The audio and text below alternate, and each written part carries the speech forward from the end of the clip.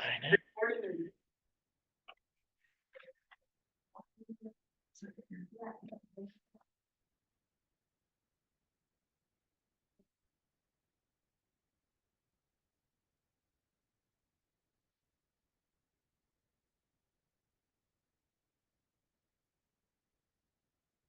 the doors. All right, let's get the party started. Hi, this is Brian. Welcome back to Philosopher's Notes TV. Today, another great book, Ego is the Enemy by Ryan Holiday. Ego is the Enemy, no subtitle necessary. This is an awesome book. Another one of my favorites of 2016. Ryan's last book was The Obstacle is the Way on ancient Stoic philosophy applied to modern life. That was one of my favorite books of 2015. This is one of my favorite books of 2016. I got an advanced copy. Thank you, Penguin Random House. The book is coming out very soon. Check it out. We've got a link to it below. Pre-order it. I think you're going to love it. If you have intense ambition, you want to do great things in the world, you may notice that a little part of you, Ryan calls it our ego, which we're going to define in a moment, gets in the way sometimes. He says that ego is the enemy. We need to deal with that if we want to do our life's work and attain the mastery we're capable of and make the contribution we're capable of making. My copy of the book is literally all marked up. A handful of my favorite big ideas here in the Philosopher's Note. 5 big ideas we'll look at briefly here. So first, let's define ego. A lot of different ways to define it. I talk about this in different contexts in the note. Ryan's definition is very straightforward. He says, basically, the ego is an unhealthy belief in your own importance. Ego is the unhealthy belief in your own importance. He talks about the fact that we can look at psychoanalytic theory where we have the ego, which checks your id, your impulses, and your superego, your conditioning, right? And I make the case in the note that it's a nuanced conversation if you want to get into all the different ways we can define ego. And ironically, you need a somewhat strong ego by the psychoanalytic definition to tame the unhealthy ego that we're going to talk about today. So you need to have a strong sense of self, a strong sense of mastery if you want to tame the parts of you that are getting in the way from you doing what you're here to do. That's the ego defined, an unhealthy belief in your own importance. You need to have some degree, a very healthy degree, of belief in your own abilities and importance in the world. But that goes too far. It gets to arrogance. It gets to all the other qualities that are going to drive us off track. Ego defined. The second big idea here, they have 3 phases, 3 parts of the book. Ryan talks about the 3 phases of our lives: aspire, success, and failure. He separates the book in these 3 different sections with little mini chapters in each of them. Aspire, success, failure. Those 3 phases of our lives we're constantly re-entering, right? And the ego shows up in different ways in each of those phases. In the aspire phase, we often say to ourselves, okay, so if I want to attain mastery, I really want to master my craft, how long is it going to take? Is it 10,000 hours? Is it 20,000 hours? What is it? Can I do it in 1,000 hours? That's your ego talking, right? I'm good enough. I can do this fast, right? Ryan says, forget that question. The answer is it's not 10,000 hours to get to mastery. It's not 20,000 hours.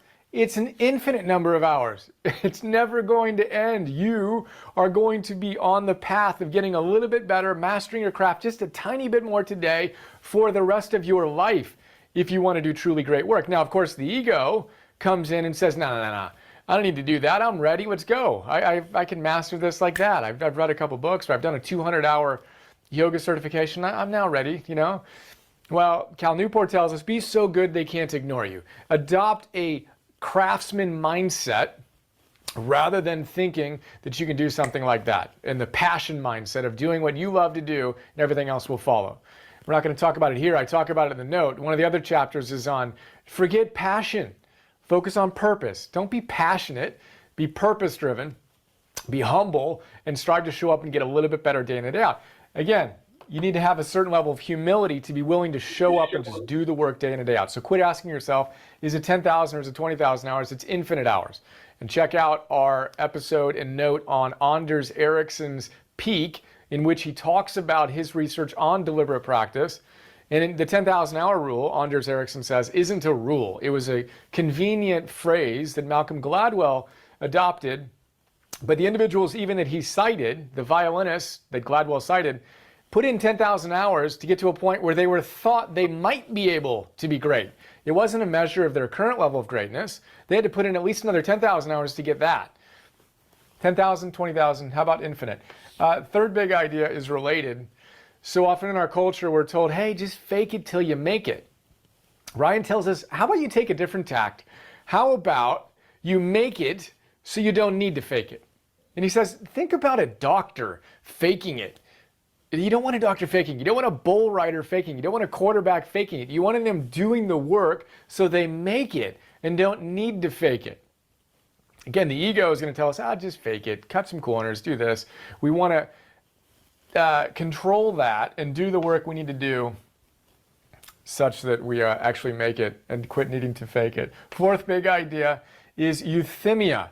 This is a Greek word, and Ryan cites Seneca, who says that the basic idea of euthymia is to identify what your path is, to figure out what you're here to do in this world. Why do you do what you do? Ryan challenges us. He says, stare at that question. Why do you do what you do? Stare at that question until you have an answer.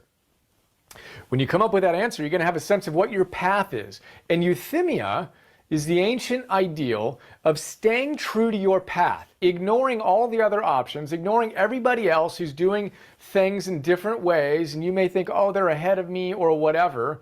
Stay true to your path. Ignore the distractions, ignore the comparisons. That's euthymia.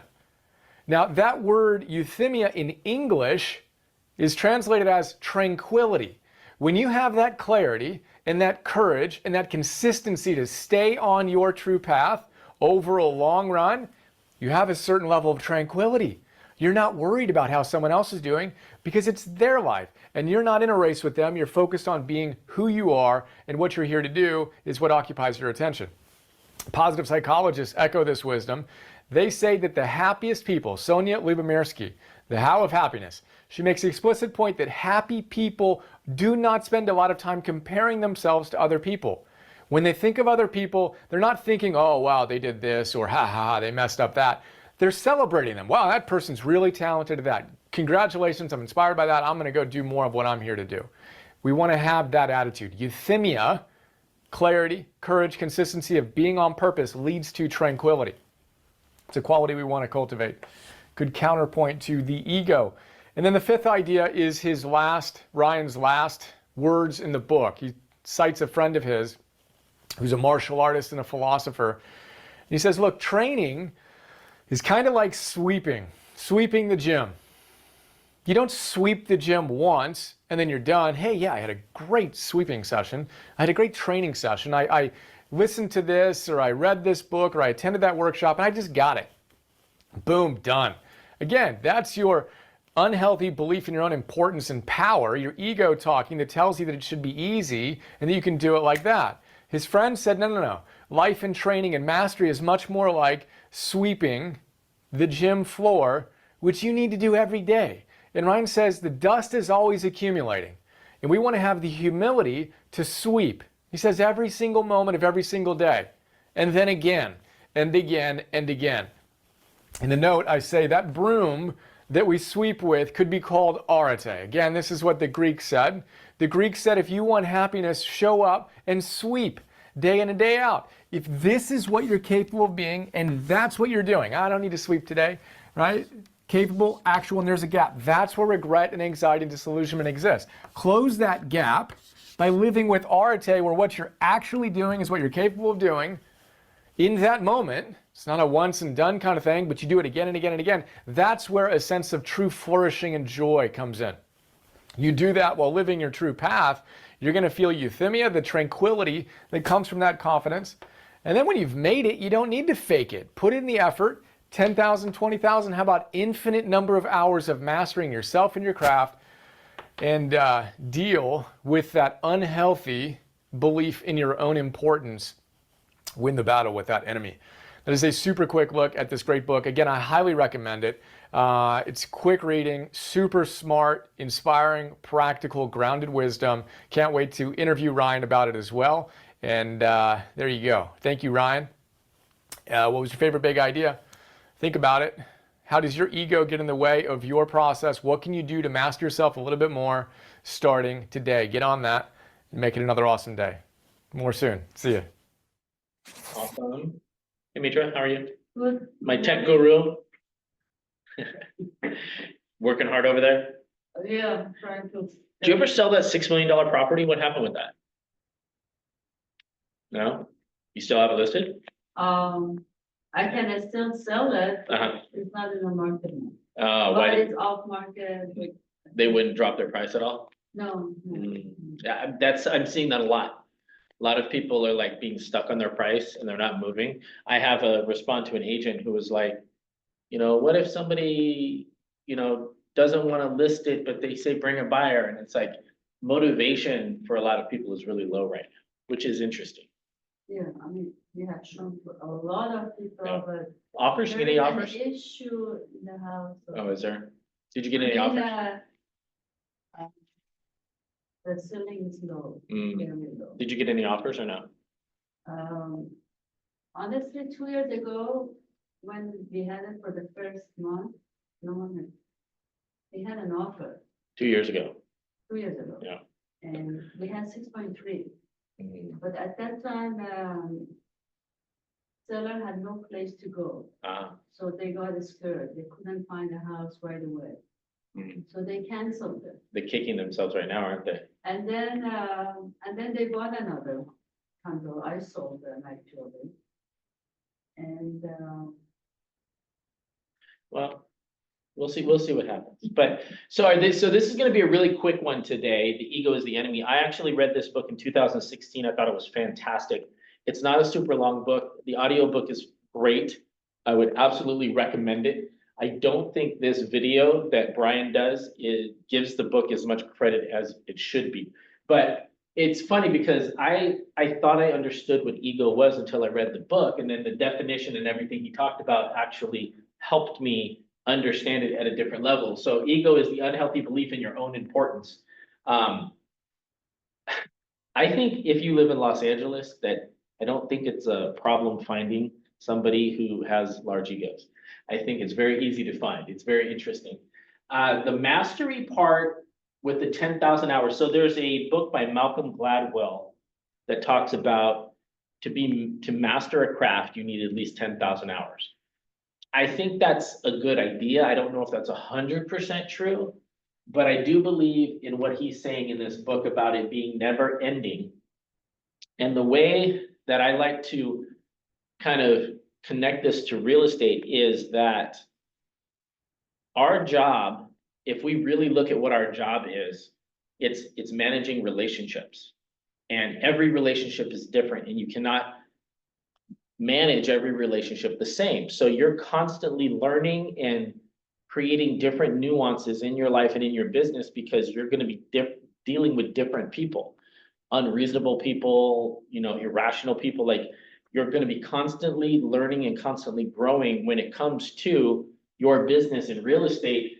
And mastery in relationships, I think, is something that is just constantly ongoing. You can be better than most, but people that are making like $100,000 a year right now have mastered relationships at that level. But then you have somebody like Richard Schulman, who's making over $3 million a year, who's mastered relationships at a different level.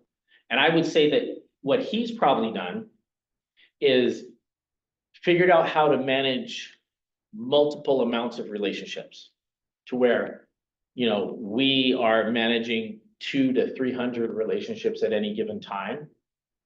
Maybe not even on a, very well, but he's managed to do it at a larger scale. So it's about scalability.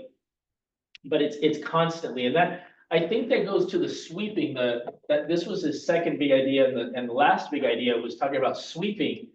And the sweeping part is the action that I think goes with the mastery part of managing the relationships. You have to be consistent, and you can't just sweep one time.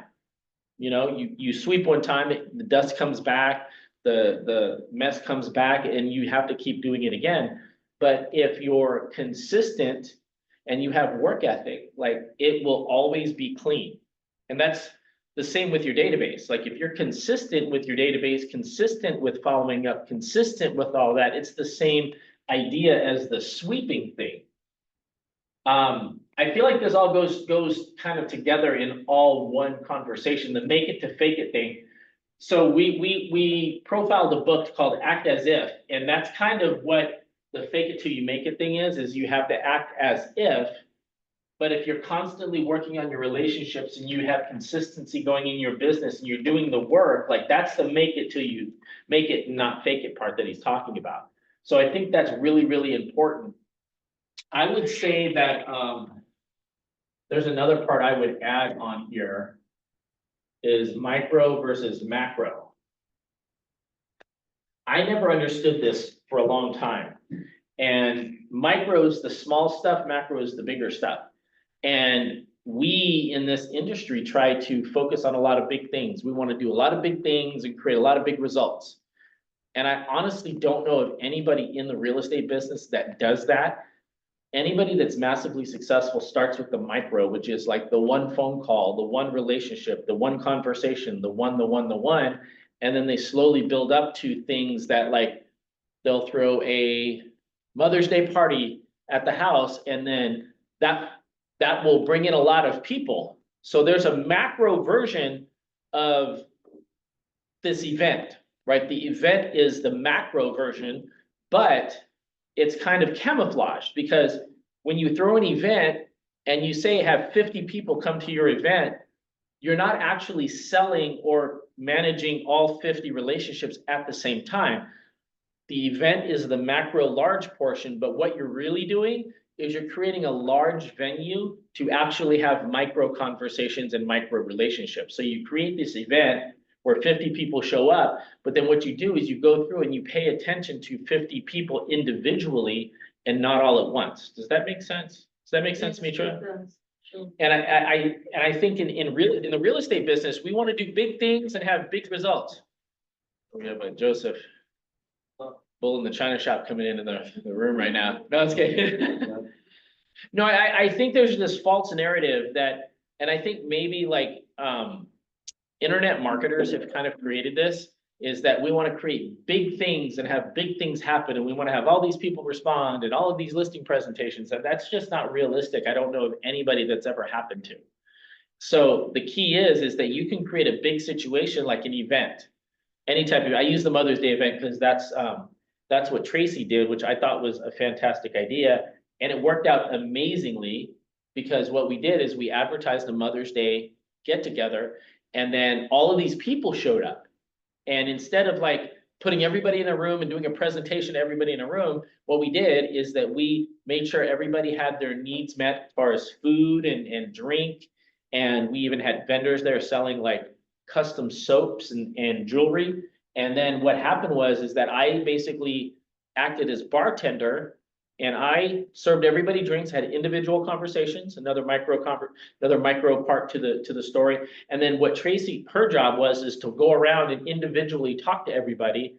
And so we created a macro event, a large event, to have personal conversations, which I think after the fact, I like put it all together in my head. I'm thinking this is genius to do things like this, because it does seem like we're doing a large event and creating a large thing. But actually it's micro. Did you get anything from that? Because you came in a few minutes late, but did you get anything from that?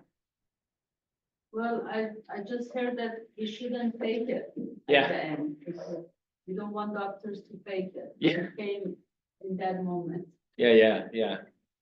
I think the fake it till you make it, I think that's more of an act as if, and doing the work. So if you're in real estate and you try to fake it and somebody comes up and asks you a question in real estate and you're trying to fake it, I don't think that's gonna work.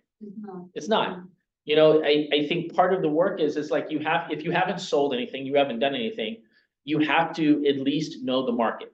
You have to know the market, you have to know what's going on, you have to be able to, you know, if you're gonna walk the walk, you have to talk the talk, right? So I think you have to know what's going on in the real estate market to have those conversations. So when people talk to you, they don't feel like you're faking it because you know what's going on. I think that's important. I feel like if I ever said fake it till you make it to somebody, it's just like start acting as if you are a top agent before you are, which is like, what do top agents do? Like, do they wake up early? Do they learn what the market is? Do they talk to their people consistently? Do they do all of the little things that they need to do? Yeah, so I think that's probably the important part to take from that. Frank, sorry to interrupt. No, what do you got? Sorry, I came late. What is micro? What is micro? Micro is the little things that you do, and the macro is the big things you do. So that's what I put on. The micro is like the individual conversation. So like, like if you decided to email 1,000 people, like most people would want to email 1,000 people and get like 1,000 responses. That would be a macro version. That's not what happens. You email 1,000 people, typically you don't get it. You don't get a response because that's spam. So the micro version is that having one-to-one individual conversations. And so I was just talking about doing an event that makes it seem like there's a macro, a large thing happening, but then when everybody comes, it turns into a personal thing, which is the micro. But you can still do a macro, right? You can, but you have to, I feel like you have to combine it. Because doing big things doesn't always get you big things when it comes to business. Does that make sense? Yeah, The micro, to me, is the best part of that to establish the relationship. Yeah. Which we know it's about the relationship. So the macro is we're successful, we're having this big event, but at the event is the micro. Yeah. And the relationship and the touch. yeah. And I think it's important because doing something on a large scale, you're assuming everybody's the same. That's just not the case. Doing something personalized, that you're going to individual, like my conversation with you is gonna be different than Joseph, gonna be different Sandy, different Lisa. Like, I'm gonna have different conversations because I'm tailoring the way I talk to everybody to that person. And that actually makes that person feel special, which in case builds the relationship, which I think is super valuable. This euthanasia, is that what he called it? I don't remember. I wrote it wrong, trust me, because I was like, I have a Las Vegas education, you have to forgive me. But it's like euthanasia. But it's basically talking about what's your path and your why. I think that's really important right now because I think we had an agent join a month ago. Super young girl, joined, seemed very excited, very positive, very motivated, less than a month. Like we already wore her down, she quit. She's like, real estate's not for me. I just don't think I can handle it. I'm stressed out already, hasn't even done a deal. Ended up literally left the real estate business. And it's like, I think that's important because at a young age, I think you should try a lot of different things. But learning what your path is and learning what you want and focusing on what your goals and what your strategies are, like, why are you doing what you're doing? It's really important to understand your why, like what's important to you. What's your short-term goals for like month and year versus your long-term goals, which is year to 5 to 10 years, and mapping all of that out and understanding what that is. I read a book around this about 5 years before I read The Ego is the Enemy called Goals by Brian Tracy, which is a fantastic book. It's very long, but it's very good. And one of the things he said is like, if you want to, achieve your goals, it's very easy to do. You write down your top 10 goals every day, but you do it without looking at the goals that you wrote the day before. And what I didn't realize when I tried this is that it's really hard to come up with 10 real goals. And then it's even harder to remember the goals that you wrote yesterday without looking at them. What I did realize is that you realize what goals are the most important versus the ones that are not important. Because if they're important, you're going to remember them, right? You would think. And what I did is I did it for 30 days. And then I went back after the 30th day and I looked at everything. And I was just fascinated on the differences in my answers because they would change on a daily basis based on the things that were happening in my life. And it's like that put me on the path of what is the most important thing to me and what is my why? And eventually, like for me, like family, my kids, my spouse, like all of that is like part of my big why. But then I also realized that there's also a larger part that's equal to my business and my work because that funds my family. So it's almost on an equal balancing type of act there, which I find that's very, very interesting. If I had to say anything to everybody that's on here right now, we have a few people on Zoom, is that understanding that your own importance, the ego, the unhealthy belief in your own importance, understanding what that is, but also understanding that for your goals and for real estate, the consistency and the ongoing work ethic every day is what's going to build your business and get your business to the next level of what you need it to be. And knowing where you want it to be, I think, is super valuable. Like, do you want to make $1 million in real estate? I think it's very easy to figure that out. You figure out what $1 million in real estate looks like, and then you back it out to what your daily consistent tasks are, which if I had to just off the top of my head, 10 contacts a day, consistently talking to having 10 real estate conversations, I've managed to work out that that's about $300,000 a year. If you can do 20 to 30, that's going to get you to 7 figures. But that's easier said than done. That is a tremendous amount of work ethic and consistency. Does anybody on Zoom have anything? We're going to wrap this up because it was a quick book today. Yes. I want to say something. Hi, Absolutely. Frank. Hi, everybody. So while I was watching the video, I actually started laughing because I realized how much I use the saying, fake it until you make it. And closest people to me really know that. And so I really appreciate the new thought pattern, make it so you don't need to fake it. So thank you so much. Absolutely. I'm glad that was helpful. I think education is really important in real estate because there's so much of it out there. There's so many agents that are actually successful that actually aren't in touch with the market and what's happening right now.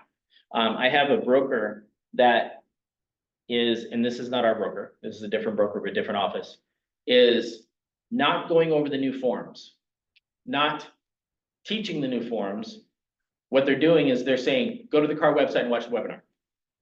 That's great, do that for sure, but you still have to teach the contract. And I feel like in this environment, you have to actually start teaching the contract line by line by line by line. And I talked to a couple of agents about this, and there's a consensus that the person just doesn't know it and doesn't have any interest in knowing it. And I find that interesting because I can right now, I can go find an agent in this office that's brand new, that's never sold a house, that probably knows the contract better. And so it comes back to the old thing that, has anybody ever had another agent tell them, do you know how long I've been in real estate? Have you ever had anybody tell you that? I've been in real estate 30 years, or like they're trying to validate themselves based on how long they've been in the business. Have you guys ever heard that before? I find that so fascinating because sometimes they tend to be not the best agent when they do that. It's like, if you have to validate yourself, you're not that good to me. Yeah, there are some people in today's generation, or 10 years, 5 Yeah. years, 8 years. Yeah. Yeah, it's so funny. And now I look back and I'm like, 21 years. Wow, that's weird. How did that happen? 21 is good. How long have you been in real estate, Mitra? 12. 12. Make me feel old. Thank you. No, you're much younger than me. But I think that's really important is that you have to have the consistency and the work ethic, and you have to know what's going on in the market, because your clients do not know. They only know what's being fed to them by the media. And so air conditioner works. You have to know what's happening out there and what the real stuff is. And there's tons of different ways to get that. And I'll give you one really quick hint of how to get some information in real estate. Google has a way for you to get alerts. So you can go to Google Alerts and you can actually put in keywords that when that pops up inside of Google anywhere on the planet, it'll send you a link to the alert of what that is. So what I did is that I have my name in there. So if somebody says my name, because Frank Bernardo is not a common name, there are other Frank Bernardos, weirdly enough. Anybody says Frank Bernardo on the internet, I get an alert with the link to where that was put on the internet, and I can check that out. So if you can do like BlackRock for investing, you can do real estate, you can do Los Angeles real estate, whatever. Be careful, if you're too general, you're gonna get just bombed with a whole bunch of stuff, but you can be very specific. Beverly Hills real estate, like you can do certain things to where Google will send you an alert on that information on a daily basis. So you can always be updated on the real estate market and what's going on. A lot of people get that. Yeah. Yeah. Questions or thoughts before we wrap this up? Oh, Your Excellency. Thank you, sir. I'll pay you later for that. Yeah. All right, so let's play the last video and get out of here and have a fantastic weekend. You don't become what you want. You become where your habits take you. Nothing's ever gonna be given to you. Everything's gonna be earned. If you don't go out there and put in the work, you don't go out and put in the effort, one, you're not gonna get the results. But two, and more importantly, you don't deserve it. You didn't earn it. There's certain things you want out of life. You want the finest things, but you're not willing to work for them. You cry about you don't get this opportunity, you don't get this break, but you're not positioning yourself. And you're still trying to get a handout. You gotta work. It wouldn't be fair if just anybody could just get a degree and not have to work. Because guess what it would mean? It would mean your degree is worth nothing. If other people didn't have to work hard, didn't have to sweat, didn't have to stay up all night, didn't have to do research, didn't have to go to the library, didn't have to sacrifice sleep, didn't have to make sacrifices in life, if everybody just threw out degrees, they wouldn't be worth anything. You see, the only difference between the one who quits and the one who doesn't is that they showed up every day. They worked hard every day. They hustled every day. They improved every day. They did all this even though they felt like quitting every day. You putting in the work, and the only reason you pissed, the only reason you quitting is not because you want to quit, because you keep looking up and you saying we 3 in, who cares what you are? If you keep going, you're gonna break through. The only people that don't break through are the people who scoreboard watching. That's the problem with some of y'all. You stopping working to look at yourself. You not grinding, you glaring. You should be grinding and you looking at the score. The score is what it is. The score ain't about to change because you looked at it. Keep playing the game. Keep grinding. Keep working. And that other stuff will take care of itself. Wake up every single day, and if the opportunity to work out is there, work out. If the opportunity is there to read, read. Because you gotta tell the flesh who's in control. I'm in control, you're not in control. I know you don't wanna wake up. You don't have an option. Get up. We trying to eat. There's a certain lifestyle we want. You look at any person who's done anything great in this world, they've had to be fully committed. Any goal that you want to achieve that's worthwhile in your life requires you to go all the in. I mean, jump the in the pool, head first, don't worry about the what ifs, and make yourself swim. We're all being tested, and that road to success is a bumpy ass road. Has potholes, rails, detours, and shit. A lot of you are gonna die with a nicely preserved body. No plates, no bad knees, no bruises, no scars. You also have an empty resume. Don't be afraid to get scars. The scars show your willingness to get to the other side. They show your failures. They show your willingness to start from scratch. They show what you're willing to do to go the distance, to see what you're capable of. And there's a big difference between 99 and 100%. And to find that last 1%, it takes ignoring your personal desires and comforts. If you're able to endure when all around you says stop, you will find that 1%. It's a commitment, not a feeling. When you get up in the morning, you don't give yourself a choice. You grind, no matter what. When you're just not feeling it, you gotta force yourself. When your feelings tell you no, you tell them to shut the fuck up. You don't wanna get up and get out of bed, you get up and get the fuck out of bed. You don't wanna study, you fucking study. You don't wanna get to work, you get to fucking work. When everything in you is kicking and screaming, you have to take control and tell yourself, I do not stop.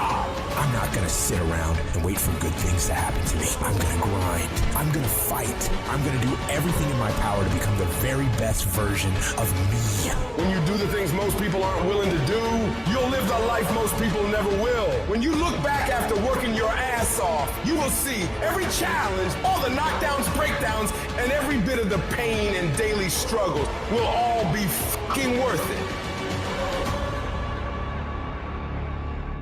You guys, thank you for coming. A lot of F-bombs in that one. I think if I sent that to my 16-year-old kid, I think he'd block me. Oh, I got a question. Yes. Sometimes it gets a little cold.